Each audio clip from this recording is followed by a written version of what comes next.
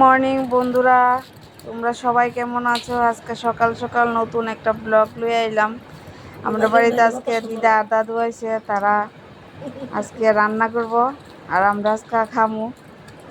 খুব মজা করে সেরা দিদা সবজি বানাইতেছে এদিকে, আর এদিকে মা দেহ চা বানাই লইতেছে। চা খাইব সবাই মিললা।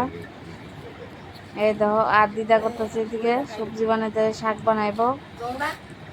আর শাক বানানো শেষ, এখন আমরা আম খামু। এখন তো বৈশাখ মাস, আম না খাইলে ওই তুই না।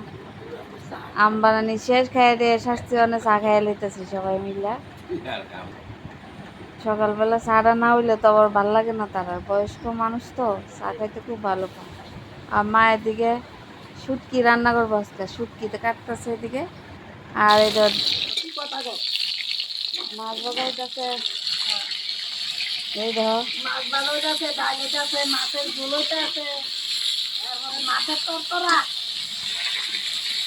অনেক কিছু রান্না হইতেছে। শাক হইব, ভাজা হইবে, আর কত হবে।